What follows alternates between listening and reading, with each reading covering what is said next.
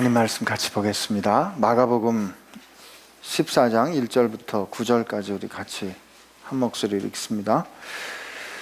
이틀이 지나면 유월절과 무교절이라 대제사장들과 서기관들이 예수를 흉계로 잡아 죽일 방도를 구하며 이르되 밀란이 날까 하노니 명절에는 하지 말자 하더라. 예수께서 베다니 나병 환자 시몬의 집에서 식사하실 때에 한 여자가 매우 값진 향유 곧 순전한 나드 한 옥합을 가지고 와서 그 옥합을 깨뜨려 예수의 머리에 부으니 어떤 사람들이 화를 내어 서로 말하되 어찌하여 이 향유를 허비하는가? 이 향유를 300데나리온 이상에 팔아 가난한 자들에게 줄 수 있었겠도다 하며 그 여자를 책망하는지라. 예수께서 이르시되 가만두라. 너희가 어찌하여 그를 괴롭게 하느냐? 그가 내게 좋은 일을 하였느니라. 가난한 자들은 항상 너희와 함께 있으니 아무 때라도 원하는 대로 도울 수 있거니와 나는 너희와 항상 함께 있지 아니하리라. 그는 힘을 다하여 내 몸에 향유를 부어 내 장례를 미리 준비하였느니라. 내가 진실로 너희에게 이르노니 온 천하에 어디서든지 복음이 전파되는 곳에는 이 여자가 행한 일도 말하여 그를 기억하리라 하시니라. 아멘. 주님 감사합니다. 오늘 저희 이 자리에 나왔습니다. 주님 앞에 나와 예배합니다. 오늘 주님 앞에 나아갔던 그 여인의 사랑을 저희에게 허락하여 주옵시고 그 여인이 깨달았던 주님의 사랑 저희가 깨달아 알게 하여 주옵소서. 성령 하나님 우리를 도와 주옵소서. 예수님의 이름으로 기도합니다. 아멘.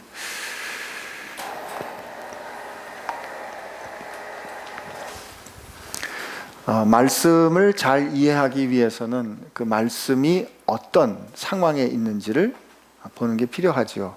오늘부터 시작되는 24장, 15장, 16장은 이제 예수님께서 본격적으로 순환을 당하시는 그 순환의 시작이 되는 장입니다. 오늘 1절, 2절을 보니까 사람들이 이제 예수님을 잡아 죽이려고 합니다. 오늘 있는 이 마가복음 14장의 증언은 요한복음 11장, 12장에 나오는 증언과 같이 이렇게 겹치는데 오늘 어떤 일입니까? 오늘 우리 찬양하면서도 고백을 했지만 어느 여인이 예수님 앞에 나와 옥합을 깨뜨려 그 머리에 그 향유를 붓고 예수님을 향하여 자기의 사랑을 고백합니다. 감사합니다. 예수님을 환대하고 예수님을 이렇게 높여드리는 그런 일을 하는 걸 우리 볼 수 있습니다. 네, 이 요한복음의 증언에 보니까 이 일을 한 여자가 마리아였어요. 그 요한복음 11장, 12장에 보면 죽었던 나사로와 그 두 동생 마르다와 마리아가 나오는데 이 마리아가 예수님께 이렇게 향유를 붓는 것으로 되어 있습니다. 오늘 이 이야기를 보면 사람들이 그렇게 얘기하죠. 그렇게 비싼 향유를 그렇게 한번 훅 붓고 썼느냐 이렇게 하는 겁니다.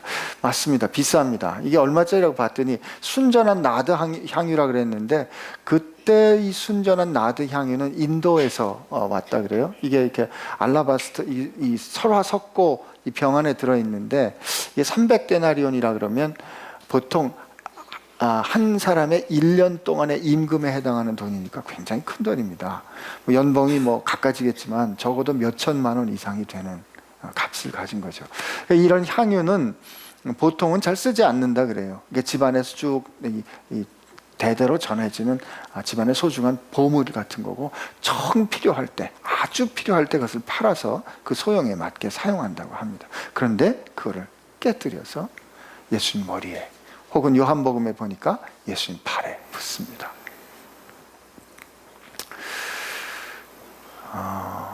그것을 바라본 사람들이 지나치다 하는 느낌을 갖는 거죠. 사실 머리에 이렇게 기름을 붓는 일은 유대인들에게 있어서 늘 있는 일이었습니다. 그러나 그때 사용하는 기름은 아니었던 거죠. 발을 씻는 것, 그건 물로 닦아줄 수 있지만 그것을 기름을 붓고, 그것도 보통 기름이 아닌 향유를 붓고 자기 머리카락으로, 머리털로 그 발을 닦는 것은 굉장히 드문 일입니다. 사람들은 잘 이해하지 못했습니다. 근데 왜 이런 일을 하게 됐을까? 이 상황을 우리가 좀 봐야 돼요. 지금 이 상황은 이 상황은 굉장히 뭐라 그럴까? 여러 가지가 이렇게 같이 섞여져 있는 상황이에요.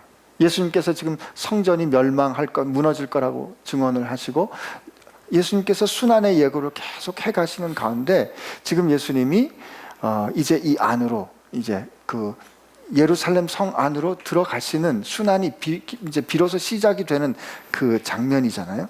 근데 요한복음에 보니까 그 전에, 이때 이 이야기가 나오기 전에 어떤 일이 있었냐면, 예수님께서 그 수전절로 올라가셔서 아버지와 나는 하나다, 이런 말씀을 하십니다. 아버지와 나는 하나다라고 말씀을 하시니까 유대인들이 돌을 들어서 어찌 네가 하나님과 하나라고 하느냐라고 말씀을 하시면서 돌을 들어 예수님을 치려 하는데 예수님이 죽지 않습니다. 돌을 들어 치려 하지만 예수님과 말씀하는 가운데 예수님이 돌은 맞지 않지만 죽음의 위협을 당하십니다. 그리고 나서 예수님께서 유대인들 사이에 드러내어 다니지 못하시고 유대 광야에 들어가 앉아 계신 거예요. 근데 그때 어떤 일이 일어납니까? 나사로가 병이 듭니다. 나사로가 병이 드니까 이제 그 누이들이 예수님께 사람을 보내지 않습니까? 그때 뭐라고 얘기를 해요? 당신이 사랑하시는 자가 병들었습니다, 이렇게 말합니다. 이 마르다와 마리아 이 자매는 예수님께서 자기 오빠 혹은 자기들을 얼마나 사랑하는지를 알았어요. 그래서 당신이 사랑하시는 자가 병들었습니다, 그렇게 얘기를 하는데 예수님께서 웬일로 그 말씀을 듣고 이틀 동안 유하십니다. 그 말을 듣고, 우리 보통 아는 예수님 같으면 즉시로 가셔야 되는데 그 말씀을 듣고 이틀 동안 유하시는데, 그 유하시는 동안에 나사로가 죽습니다. 예수님께서 이제 우리가 나사로를 이제 깨우러 가자. 나사로가 이제 그 병들었다 혹은 잠들었다, 이렇게 나사로를 깨우러 가자 그러니까 제자들이 어떻게 생각합니까? 나사로가 병들어서 자나? 뭐 이렇게 생각을 하니까 나사로가 죽었다 말씀을 하시면서 그 사람들이 있는 곳에 가자고 말씀을 하시니까 제자들이 뭐라 그럽니까? 선생님, 유대인들이 선생님을 저렇게 죽이려고 하시는데 선생님 거기를 가십니까? 이렇게 말합니다. 그때 예수님께서 제가 좀 전에 드린 말씀을 하시면서 아니야, 우리가 그곳에 가야 해, 이렇게 말씀을 하니까 도마가 뭐라고 얘기해요? 그래, 우리도 주와 함께 죽으러 가자, 이렇게 얘기를 합니다. 예수께서 마리아와 마르다에게 가신 것은, 나사로에게 가신 것은 죽기를 각오하고 오신 거예요. 돌에 맞아 죽을 각오를 하고 오신 겁니다. 그리고 와서 봤더니 어떻게 해요?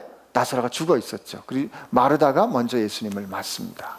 그리고 마르다가 뭐라 그래요? 선생님이 여기 계셨으면 우리 오라버니가 죽지 않았겠습니다. 그러나 이제라도 선생님께서 뭐라고 말씀하시면 내가 그대로 될 줄을 믿습니다, 라고 마르다가 이야기를 합니다. 그때 예수님께서 부활에 관한 이야기를 마르다랑 하시죠. 마르다야, 라고 예수님께서 내가 부활할 것을 믿느냐? 내가 마지막 날에 다 부활할 것을 믿습니다. 나는 부활이요 생명이다, 라는 이 말씀을 쭉 하시죠. 그 말씀을 듣고 마르다가 이제 집에 가서 마리아에게 선생님이 오셨다는 이야기를 하니까 어떻게 합니까? 마리아는 뛰어나와서 아직 예수님 마을 어귀에 서 있는데 예수님께 와서 그 발 앞에 엎드립니다. 마리아의 장기가 그 발 앞에 엎드리는 거예요. 이게 그 슬픔이 있었을 텐데 그 슬픔의 빛깔도 성품에 따라 다른 것 같습니다. 마르다는 슬프지 않았겠습니까? 마르다하고 예수님하고 만나서 얘기를 하는데 마리아도 마르다하고 똑같이 얘기를 해요. 주님이 여기 계셨으면 우리 오라버니가 죽지 않았겠습니다. 근데 그리고 마르다를 따라온 사람들이 큰 소리를 내서 웁니다. 예수님께서 그 일들을 바라보시고 비통이 여기시고 마음에 깊은 이 움직임이 있으시고, 그리고 그들을 향해서 어디다 두었느냐 이렇게 말하니까 선생님 와서 보십시오 라고 하는 그때 영어 성경으로 보면 가장 짧은 성경 말씀이 나옵니다. 영어 성경에 보면 가장 짧은 성경 말씀이 뭐냐면 예수님이 우시더라. Jesus wept라는 성경 말씀이 나옵니다. 그때 예수님께서 왜 우셨을까? 그들의 슬픔이 그들이 죽음 앞에서 우리가 울고 슬퍼하는 그 슬픔을 예수님은 그 슬픔으로 우셨을까? 글쎄요. 이제 예수님 나사로를 일으키실 거니까 그렇게 슬퍼하지는 않으셨을 것 같아요. 그러나 죄의 결과 앞에서 죽을 수밖에 없는 인간의 운명 앞에서 그 아파하는 그들의 동참하시는 눈물이었을까? 그런 생각을 해봅니다. 그리고 한편은 그 나사로가 죽은 것처럼 예수님이 곧 죽으셔야 하는 그것을 생각하셨을까? 어떤 이유인지는 잘 모르겠지만 그 자리에서 예수님께서 우셨습니다. 그 예수님이 우시는 걸 보고 따라왔던 유대인들이 뭐라고 말해요? 봐라, 저 사람이 그들을 얼마나 사랑했는가. Look, how much he loved him. 얼마나 그를 사랑했는가. 예수님께서 그를 얼마나 사랑했는가를 유대인들이 다 알았습니다. 그리고 예수님이 어떻게 하십니까? 여러 가지 말씀을 하시면 결국 나사로를 살리시죠. 나사로를 살리고 난 다음에 모든 사람들이 예수를 믿으니까 이제 유대인들이 어떻게 작정을 해요? 이제 모든 사람들이 예수를 믿고 로마인들이 우리나라를 와서 우리 민족으로부터 땅을 빼앗아 갈 것 같습니다. 이렇게 걱정을 하니까 그 해 대제사장인 가야바가 뭐라고 얘기를 합니까? 한 사람이 모든 민족을 위해서 죽는 게 좋지 않겠느냐, 합당하지 않냐. 그래서 예수님을 죽이기로 본격적으로 모의하는 겁니다.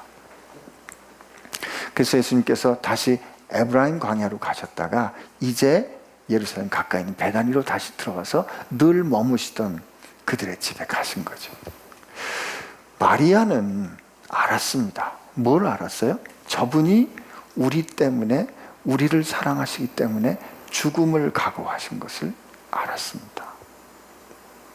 그분이 우리 집에 오신 것은 사람들로부터 죽임을 당할 수 있는 일인 것을 알았습니다. 그 죽음을 마다하지 않고 오신 그분이 우리의 아픔에 함께 동참하시며 우신 겁니다. 그리고 그분이 우리에게 새 생명을 주셨습니다. 마리아는 그걸 알았어요. 여러분이 마리아라면, 여러분과 제가 마리아라면 어떻게 할 수 있을까요? 그 사랑을 베풀어 주신 그분 앞에 우리가 표현할 수 있는 게 무엇이 있었을까요? 어쨌든 마리아는 생각에 내가 가진 가장 소중한 것을 드리고 싶었던 것 같습니다. 그래서 이제 옥합을 깨서 예수님의 머리에 붓고 발에 붓고 그리고 자기 머리로 예수님을 닦아드립니다. 근데 그 일을 바라보는 사람들이 볼 때 불편한 거예요. 왜 불편한 것 같아요? 네? 너무 비싸니까, 그죠? 너무 비싸니까. 야, 그 꼭 그렇게까지 해야 되나 하는 생각이 듭니다. 또요.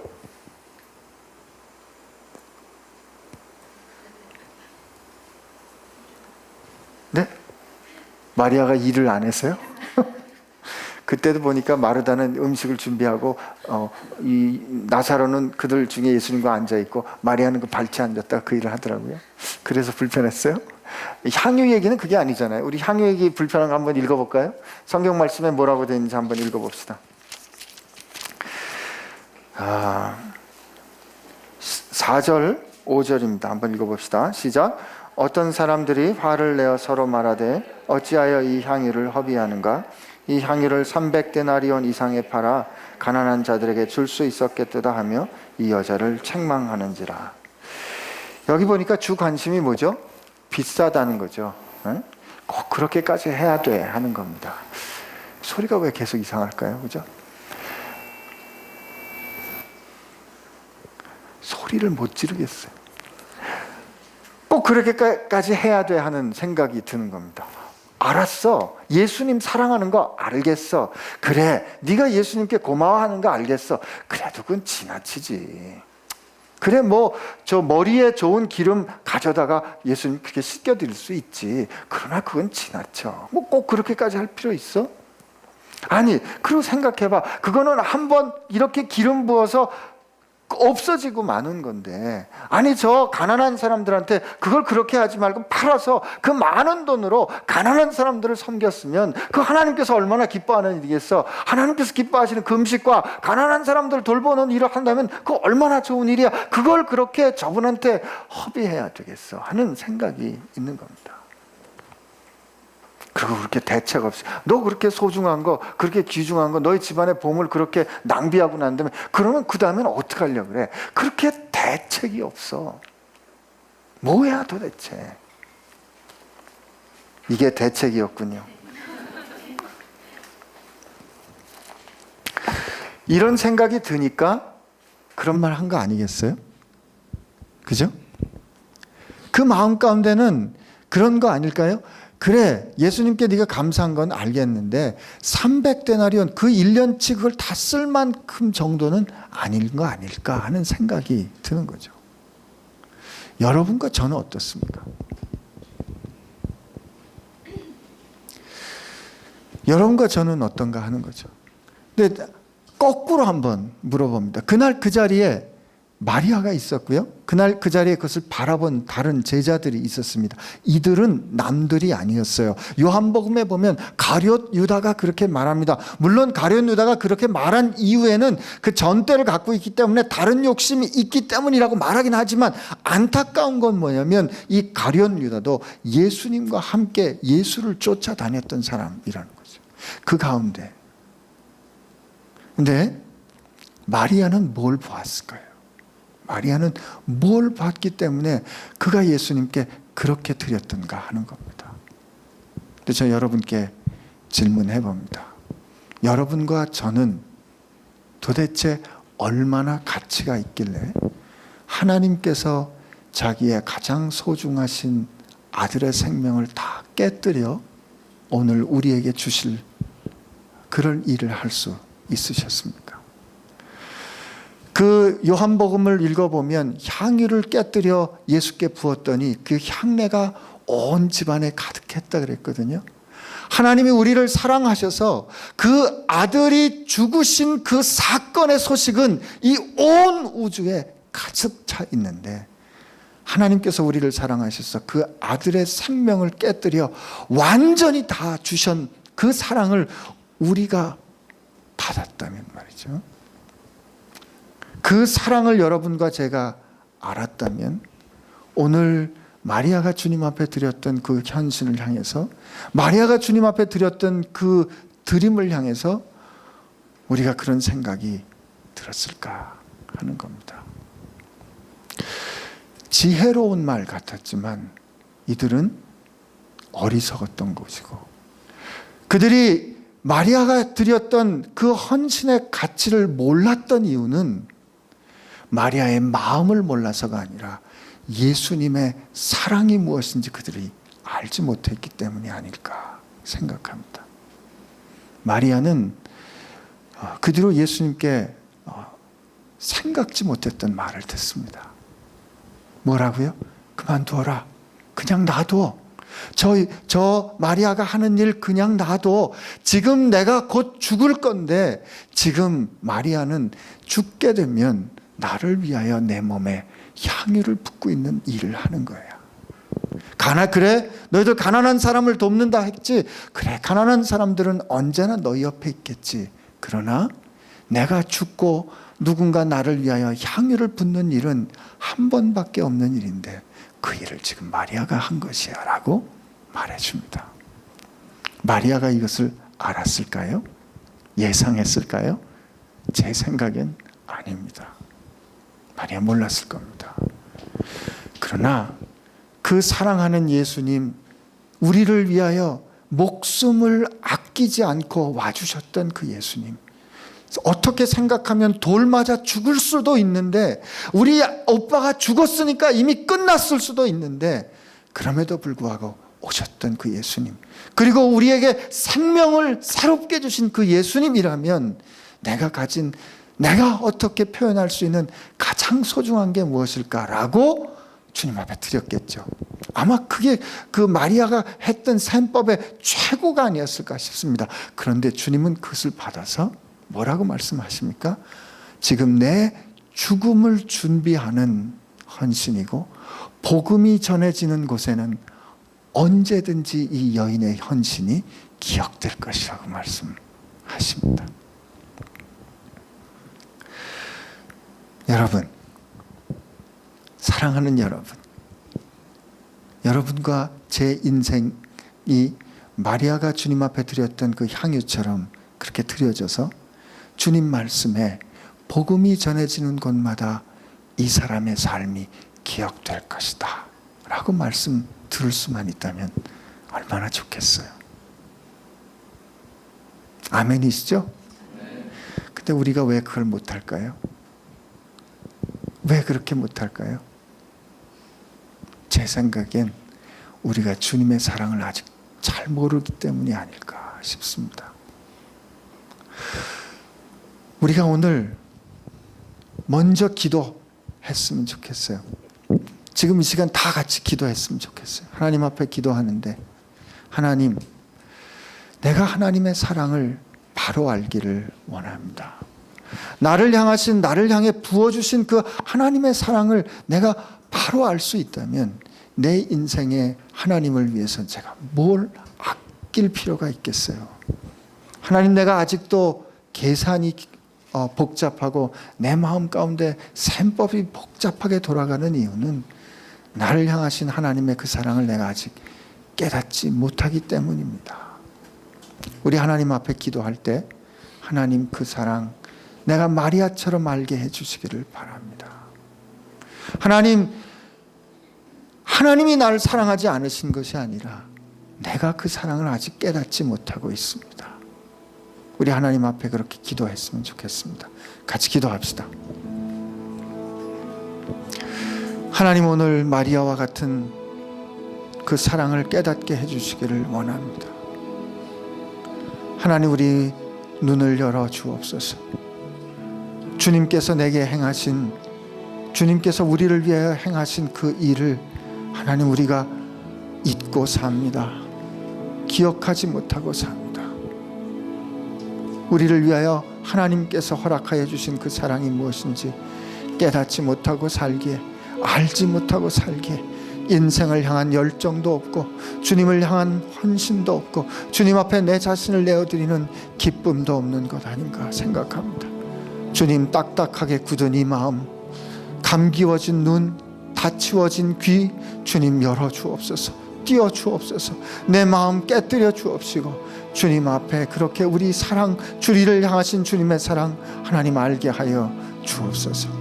아버지 기도합니다. 아버지 기도합니다. 아버지 기도합니다. 아버지 알게 하여 주옵소서. 아버지 알게 하여 주옵소서. 아버지 알게 하여 주옵소서.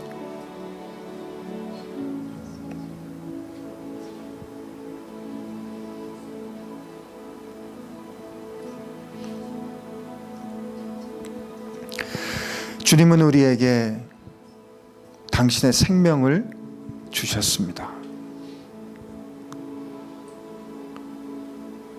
그 생명을 주시면서 우리에게 어떤 조건을 원했던 것도 아닙니다.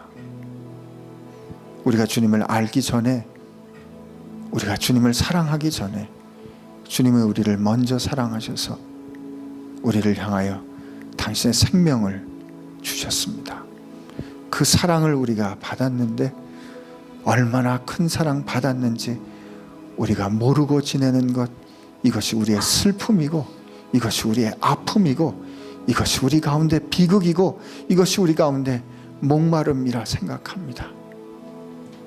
하나님, 그 사랑을 모른 채 살아가는 저희를 용서하여 주옵소서. 그리고 오늘 성령 하나님 우리 가운데 오시어서 우리를 향하신 그 사랑 알게 하여 주옵시고 아버지, 우리로 그 사랑에 응답하게 하여 주옵소서. 예수님의 이름으로 기도합니다. 아멘.